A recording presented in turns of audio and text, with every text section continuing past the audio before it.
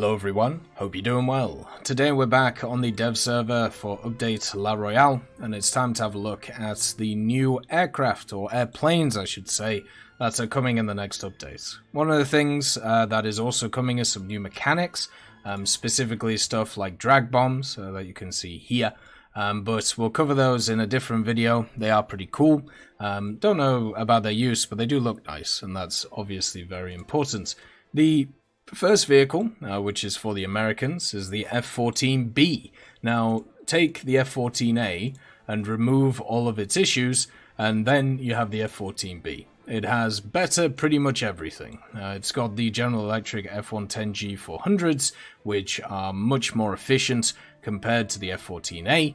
It also has the AWG-9 TISEO with all of the different things you would ever want from it. And then also it has some insane armaments. So, just to kind of show you, it doesn't just have the AIM-9Hs, which, you know, have been scrubbed, as you can see from this vehicle. That was one of the issues that the F-14A had, no all-aspect IR missiles. Well, guess what?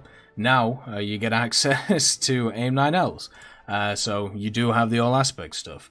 Then you have AIM-54Cs, which are an upgrade of the AIM-54As. You also have the AIM-7M Sparrows, if you still want to bring Sparrows along, instead of the active radar homing AIM-54s. So you can bring all of those things. Then you have a bunch of ground ordnance too, not just some general drag bombs. You also have access to guided bombs and even dumb bombs on top of it as well, plus the targeting pods to be able to use the guided bombs for the paveways, and also the all different types of paveways, which is really nice. You can even bring some Zunis if you feel like it. So really good weaponry. And also at the same time, if you were worried about only having 60 countermeasures like the F-14, don't worry, we've got you covered. How about we add 320 more? So on top of the Sidewinders, you can actually take countermeasures with the outer pylons, which gives you access to 100 and what is that? 170? No, sorry, 160 countermeasures. Sorry, I said it right there. 160 countermeasures per pod. So if you're ever getting hit by IR missiles in this thing, something's going very wrong. So yeah, its weapon systems have been highly improved. It also has the pod on the front of it that you can see here, keeps the 20mm M61A1, and also has better engines and more countermeasures. Completely crazy when it comes to the vehicle. Then you have the BF2C1. This one's kind of interesting because it is now the new starter vehicle for America. So we end up the end of the line, and then if you go all the way to the back, the Goshawk is now going to be the reserve vehicle. So instead of it just being stuff like the P-26 and all that, you will be able to get access to this one when you start the game. This means that you get half the modifications for free, then you have to research the rest of them. It does get access to 4 100-pounders, and of course the 7.62mm Browning machine guns, which are sat here too. So overall, you know, it's not a crazy vehicle, it's not something that's going to, you know, take over the game, but overall it's a nice addition to the game to go along with the pea shooters, so you can give people a little bit of an easier time getting into the game. For Germany, you have a familiar face in the form of the Su-22. This is specifically the M4 variant. The big difference between this and the other variant, the UM3K, is the basic amount of countermeasures. So the UM3K, you can see here that it gets all of the crazy weaponry once again, but doesn't get access to R60Ms, but does get, you know, 128 countermeasures. Imagine if you instead had over 200 countermeasures and access to R60MKs. That's the Su-22M4. It also gets access to a ton of different rockets, bombs, and everything in between.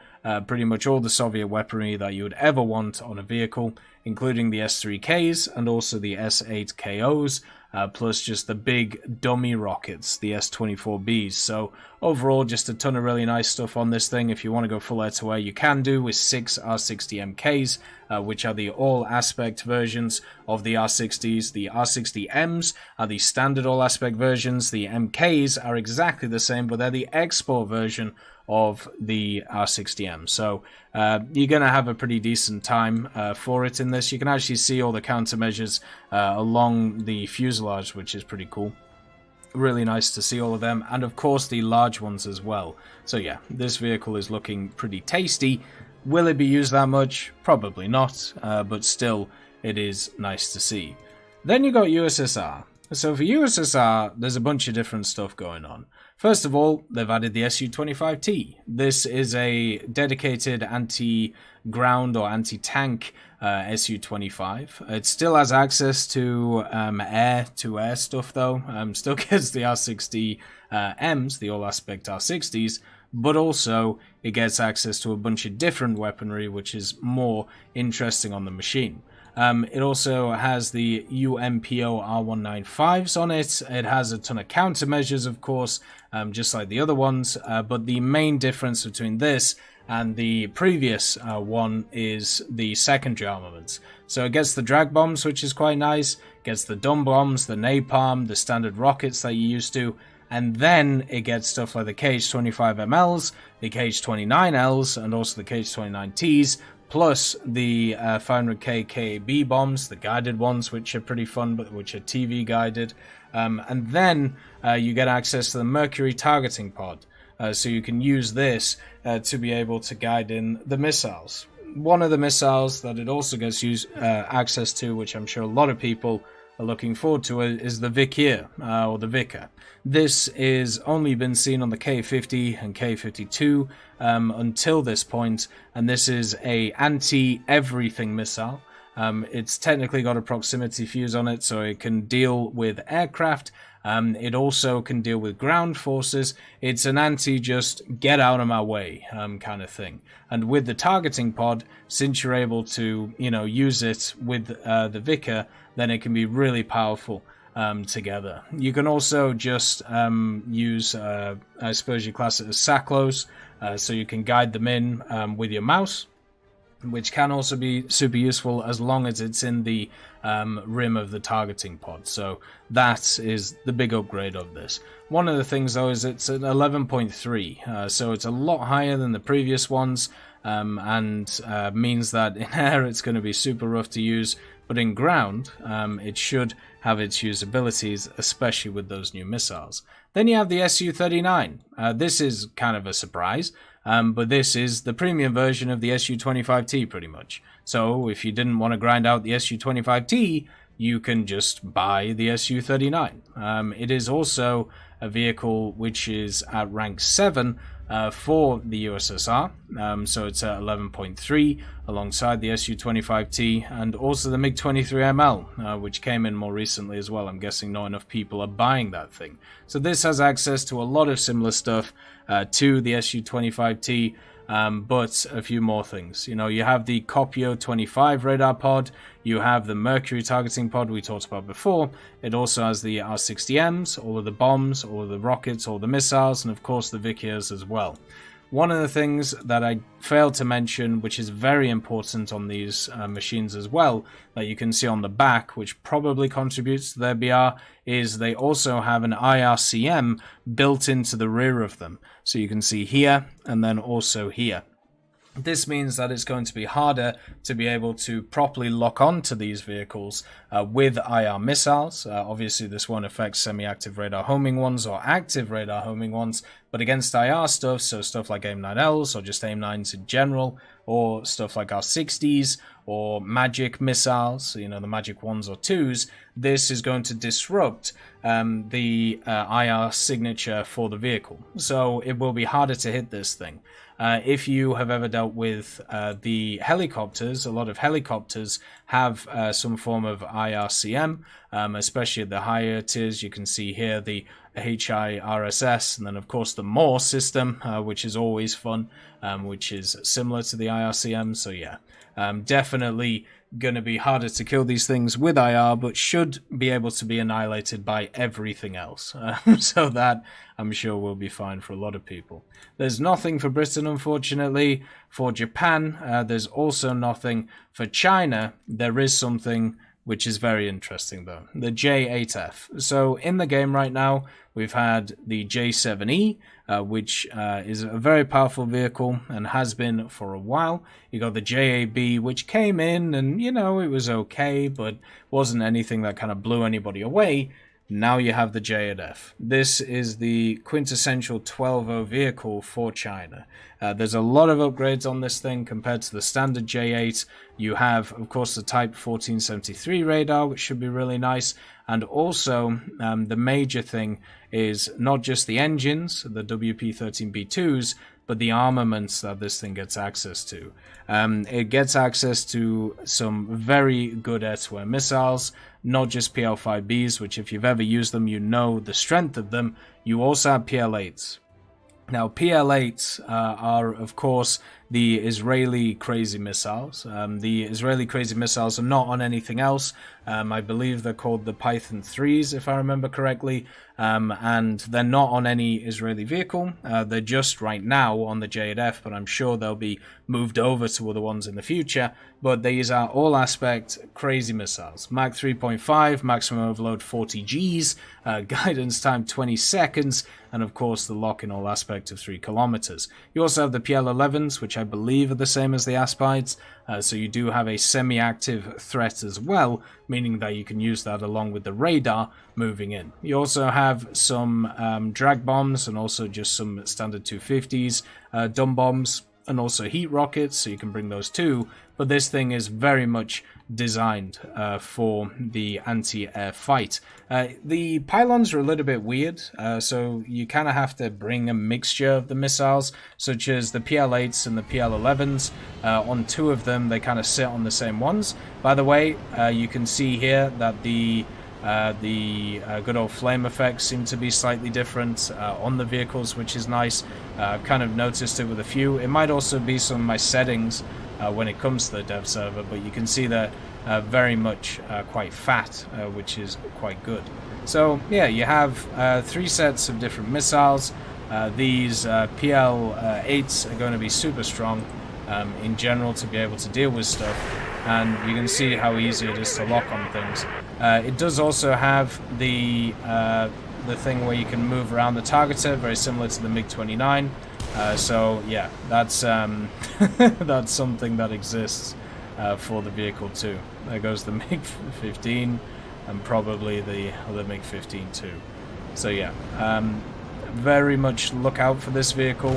It also has quite a lot of countermeasures, which is good, or enough I should say, for the vehicle itself.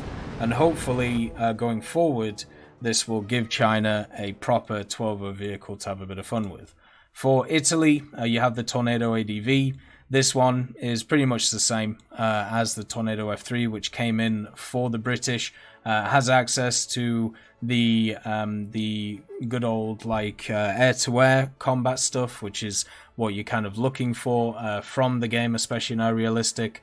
So it's at 11.3, which is quite nice for it, but also has access to 4 AIM-9Ls, the countermeasures on top of it, and also those Skyflash Super Temp air-to-air missiles. So whereas the British get the Tornado F3, the Italians get the ADV, which is their second Tornado after the IDS 1995. So this is going to be useful. It's obviously got the slightly different engines as well, the RB19934R Mark 104s, so that should generally be, you know, pretty nice as well. So yeah, it's one of the things that's cool about this vehicle and a few others is the fact that the additional countermeasures on it are attached to the pylons, which also the sidewinders are. So this means you can carry both, and you don't have the issue you have with a few things like the SBSK, where you have to drop one for the other.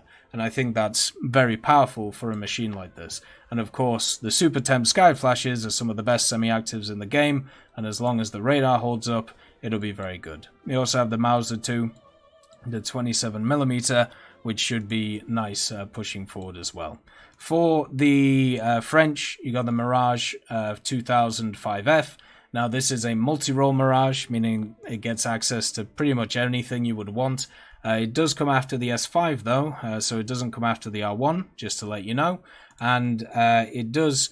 The major thing about this vehicle is the weaponry it gets access to. So it has the Snegma M53P2, it's got the RDY radar, that's, you know, and then also it has access to some countermeasures, not a ton, 90, but which is still enough, and then also it gets the 30mm Defers. The presets that make this thing interesting are all of the different missiles it gets. So it can only carry 4, 2 Magic 2s, which obviously is nice for the IR component, and then of course the 530Ds or the 530Fs, which exist as well. But the secondary armaments in form of ground attack are the more interesting ones. So you've got dumb bombs, you've got the good old drag bombs, and then also you have the Damocles, as I like to call it, targeting pod. This is the thermal pod, meaning that you can be super useful using stuff like paveways, and then the standard guided bombs as well. There is also a special one, which I believe is the PGM 2000. This one is... okay, so one of the problems I have in general with a lot of vehicles is the naming of certain things. It does my head in how it's all set up. So technically this is a guided bomb, but it also has propulsion. It has some rockets attached to it, which means that it is technically a guided missile, but I'm not sure if it can guide itself after launch, so therefore it might be a rocket. So it's just a little bit of everything, and that sucks, because it is obviously quite confusing how it's all set up. So you can see the mega thing right here in the center, and of course you have the bombs which exist, the good old drag ones, which hopefully people will enjoy. You have the big old missiles that I'm sure many people will enjoy, you know, the Magic 2s, the classic ones, which are some of the best IR missiles in the game, the good old all aspect setups. And then you've got this mega thing on the bottom, which seems to have the same targeting computer, very similarly to stuff like the Maverick, with its targeting pod that's in. So you can see here, as we set up, it fires, drops the missile, and then fires the burner, and then it kind of goes in after tracking itself. Now it's not going to get there because it's not going fast enough, but you can see that it's a bomb which has access to propulsion. And then you have, of course, the CCIP setup if you want to use it on the Snake Eyes.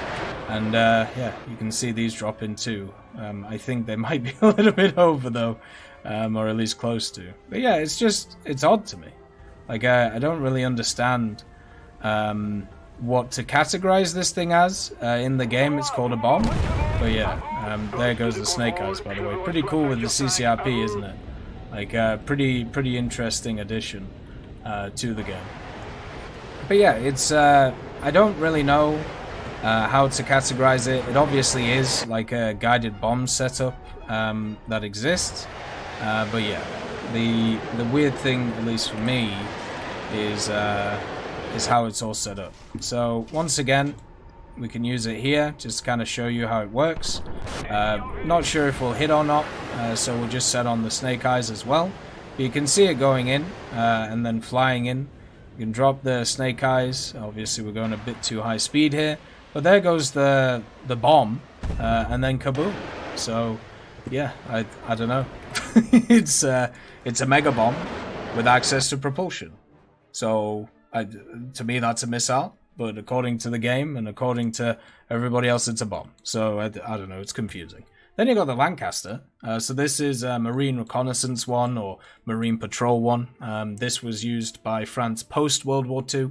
It's had a few things gutted out of it, but also a few other things added. So a lot of the guns on this thing were basically gotten rid of. So it only has 277s in the front and the turret here. It also has the 12.7 turret in the back, but it doesn't have the top turret here. Instead, what you do is you have this radar in the bottom. So this should be more of a kind of sea-sweeping radar. So I don't know how useful it's going to be in the game, but it does at least exist. The other thing about it is it doesn't get the mega bombs, so you're limited to 1,000-pounders. That's still fine. You know, you can drop a bunch of bases with this, especially with the 14,000-pounders. Will it be as useful in other game modes like ground? Probably not. But also at the same time, the Lancaster is pretty good at felling bases. It's generally pretty good at doing these things. So overall, I would say it's pretty good to move in. So yeah, it's a Lancaster. It's the first tech tree to get a Lancaster after the British. So overall, I'm pretty happy with that. For Sweden, you have another Viggen, and I hope you get used to this as Sweden, because you're going to get more Viggens, and then eventually you get a Gripen, and then you get a bunch more Gripens.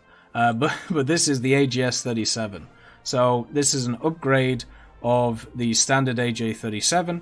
The major upgrades, once again, the armament. It also gets 48 countermeasures, which is quite good on the vehicle. Wish it had more, but c'est la vie. It also gets drop tanks, which is quite nice. But the major thing is it gets access to 4 RB-75s, which I believe are the Mavericks. I'm not entirely sure which Mavericks they are, but I'm pretty sure they're the Mavericks. Then it gets access to RB-24Js, which are the standard AIM-9Js. You can get 6 of them. And then RB-74s. So RB-74s are the AIM-9Ls. You can actually see them and the heads. I really wish Sweden didn't rename stuff, but they did. Then you can also get the bullpups, which are around, and of course the countermeasure pods as well. So this one has access to some ground ordnance, some air ordnance. So you can use it in a multi-role way, or a general air-to-air way, or a air-to-ground way.